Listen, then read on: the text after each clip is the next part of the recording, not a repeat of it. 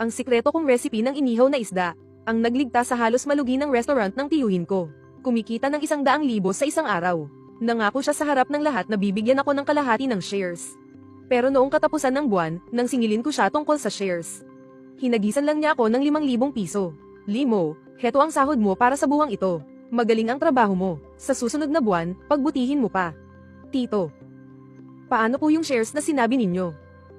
Isa ka lang namang kusinero, anong karapatan mong kausapin ako tungkol sa shares? Binigyan kita ng pagkakataon para maipakita mo ang galing mo. Ang bigyan ka ng 5,000 sahod ay isang napakalaking pabor na. Pero nangako po kayo. Yung sikretong recipe, natutunan na ng anak ko. Wala ka ng silbi sa akin ngayon. Kung hindi ka masaya, pwede ka nang umalis. Ang sikreto ng putaheng yun ay nasa sarsa. Gawa ito sa pinaghalong higit sa 10 klase ng pampalasa. Isang sangkap lang ang kulang, mag-iiba na ang buong lasa. Sigurado ka bang natutunan niya talaga? Ha ha ha. Sino bang tinatakot mo? Kahit wala ka, tuloy pa rin ang negosyo ko. Sa katapusan ng buwan, sa wakas ay nakaalis na rin ang huling customer. Sa gitna ng usok, nakita ko sa may counter ang tiyuhin kong si Lin Hongchang na nagbibilang ng kita. Abot langit ang ngiti niya sa tuwa. Hindi na kailangang hulaan, ang kita ngayong buwan ay siguradong punong-puno ng mga zero sa dulo, katulad ng Chengdu.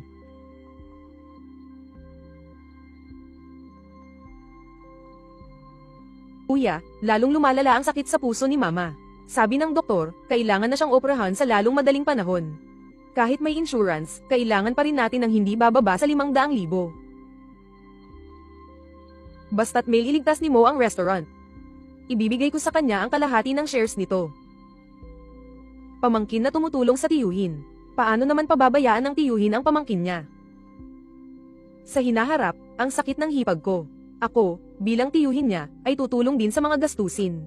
Dahil mismo sa mga salitang yan, nabigyan ako ng pag-asa. Iniwan ko ang trabaho ko sa isang 5-star hotel. Pumasok ako sa magulong sitwasyong ito. Sa isang buwan, pamayat ako ng 15 libra. Pero naiahon ko ang restaurant mula sa impyerno. Ang dividendo na higit 100,000 kada buwan ay hindi dapat maging problema. Ha ha ha. Hindi pa pala umaalis si Mo. Gusto sanang makipag-usap ni Tito sa'yo. Sige, halika sa opisina ko. Lin Mo, heto ang sahod mo para sa buwang ito. Magaling ang trabaho mo. Pagbutihin mo pa sa susunod na buwan. Tito, ang sabi niyo po sahod. 5,000, alam kong hindi kalakihan. Kailangan ng pera sa lahat ng bagay. Kunin mo na muna ito. Sa susunod na buwan, kapag lumakas na ang negosyo, dadagdagan kita. Tito, nangungulit na naman po ang ospital para sa bayarin ng nanay ko. Yung shares po. Noon po, sa harap ng tatay ko, ang pinag-usapan natin ay shares. Dividendo yun, Lin Mo. Nagkakamali ka yata. Kailan ko sinabing bibigyan kita ng shares? Kayo po mismo ang nagsabi, sa harap pa ng tatay ko. Sinabi ko lang yun para ganahan kang magtrabaho ng mabuti. Sineryoso mo naman pala. Isang kusinero na tulad mo, gustong pag-usapan ng shares. Nanay mo yan. Hindi ko siya nanay. Kakaahon lang ng restaurant ko. Saan ako kukuha ng ekstrang pera? Tsaka isa pa, malaki ka ng lalaki. Hihingi ka sa akin ng pampo-opera para sa sarili mong nanay. Wala ka na bang hiya? Papa, kuya, anong pinag-uusapan nyo? Kuya, tungkol ba sa pera? Ganyan lang talaga ang ugali ni Papa. Huwag mo nang seryosohin. Yung sikretong recipe, 1 buwan ko nang pinapanood sa'yo kung paano gawin. Natutunan ko na rin. Mula ngayon, ako na ang gagawa. Ikaw na lang ang magturo sa tabi. Hindi ka pababayaan ng tatay ko. Narinig mo ba, yung sikretong sangkap, natutunan na ng anak ko. Wala ka ng halaga sa akin ngayon. Kung kontento ka, itong 5,000, kunin mo at magpatuloy ka sa trabaho. Kung hindi ka naman kontento, pwede ka nang umalis ngayon din.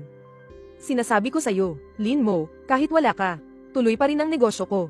Makakahanap ako agad ng mas magaling na chef. Huwag mong gamitin ang sakit ng nanay mo para konsensyahin ako. Wala akong sobrang pera para punan ng isang balon na walang katapusan. Tito, ang pinakasos ng putaheng yan ay, gumagamit ako ng 16 na uri ng pampalasa, na may partikular na pagkakasunod-sunod at tamang-tamang init, para paghaluin at lutuin. At ang pinakamahalagang sangkap sa lahat, ay isang kakaibang kabute mula sa Bido. na sinamahan ng 3 klase ng beans at personal kong binuro sa loob ng 49 na araw. Kapag nawala ang isang sangkap na to, mag-iiba na ang buong lasa. Sigurado po ba kayo na natutunan talaga yan ng anak nyo? Sinong tinatakot mo? Kahit wala ka, tuloy ang negosyo ko.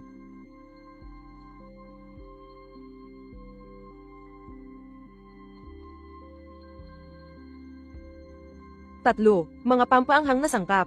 Anak, sigurado ka ba talaga sa sikretong recipe na yan? Pa, huwag kang mag-alala. Di ba yun lang yung 16 na pampalasa? Araw-araw ko siyang pinapanood magtimpla. Kayang-kaya ko yan kahit nakapikit. Nagsulat pa nga ako ng mga sikretong tala. Magaling, anak. Simula bukas, ikaw na ang magiging head chef ng restaurant natin. Gusto kong makita kung anong mangyayari kung wala siya. Pagbalik sa locker room sa kusina, binuksan ko ang aking locker. Mula sa pinakaloob, maingat na maingat, kinuha ko ang isang maliit at itim na banga na mahigpit na nakasara. Pagbukas ng banga, isang amoy na hindi may larawan sa salita, isang mayaman, matapang, at pinaghalong halimuyak ang biglang kumalat. Iyon ang tunay na kaluluwa ng aking secret roasted fish. Ito ang pinakasos na ginawa ko gamit ang mga kabute mula sa kabundukan ng norte at 3 uri ng beans. Pinatagal ko ang fermentation ng 49 na araw para maging isang special na mushroom bean paste. Kinabukasan, hindi ako agad naghanap ng bagong trabaho. Nag-transfer muna ako ng 5,000 piso sa kapatid kong babae. Pagkababa ko ng telepono, tinitigan ko ang natitirang balanse sa aking bank card, at ang collection notice na nagkakahalaga ng 500,000 piso sa aking telepono. Isang matinding pressure na hindi ko pa naramdaman noon ang biglang bumalat sa akin na parang isang malaking alon. Kailangan kong makahanap ng paraan para kumita ng pera sa lalong madaling panahon. Nagpunta ako sa pinakamalaking palengke ng mga gamot na herbal sa lungsod. Ginastos ko ang huling pera na natitira sa akin. Bumili ako ng isang bagong batch ng mga kabute mula sa bundok at mga pampalasa.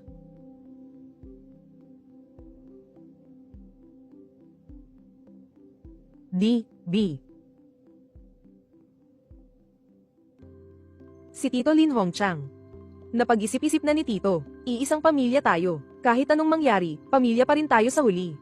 Ikaw ang nagligtas sa restaurant, kaya dapat lang nasa iyo ang kalahati. Si Wen Xiyu, bata pa yun. Maraming bagay ang hindi niya kayang gawin kung wala ka. Bumalik ka na bilang head chef. Turuan mo siya. Tayong dalawa ang magtutulungan para palakihin at palakasin ang restaurant. Tito, totoo po ba yung sinasabi niyo? Siyempre totoo. Kailan ka ba niloko ni Tito? Ganito kasi, kilala mo ba yung pinakasikat na food vlogger sa lungsod? Si Big Eater, Cage. D.B. Pupunta siya sa restaurant natin sa susunod na Sabado para mag-livestream. Napakalaking pagkakataon nito. Pagdating ng araw, ikaw mismo ang magluluto. Sa harap ng daan-daang libong taong nanonood sa livestream. Lutuin mo ang pinaka-authentic na secret recipe ng inihaw na isda. Kapag sumikat na ang livestream, siguradong sisikat na ng husto ang pangalan ng restaurant natin. Sa panahong yun, huwag mong sabihing 500,000. Kahit 5 milyon pa, kakayanin natin. Sa wakas, sinabi na rin niya ang totoong punto. Agad kong naintindihan. Hindi ito dahil nakonsensya siya, kundi dahil hindi siya nagtitiwala sa kakayahan ni Lin Wenxiu. Natatakot siyang baka pumalpak ito sa pinaka-kritikal na sandali tulad ng livestream. At masira ang reputasyon ng restaurant. Pagkatapos ng livestream, piniga na ang lahat ng pakinabang sa akin. Makakahanap na naman siya ng dahilan para itakwil ako. Ang galing niya talagang magplano. Kumusta, Xiao Mo? Bumalik ka na, hindi na pwedeng patagilan ang sakit ng nanay mo. 64A.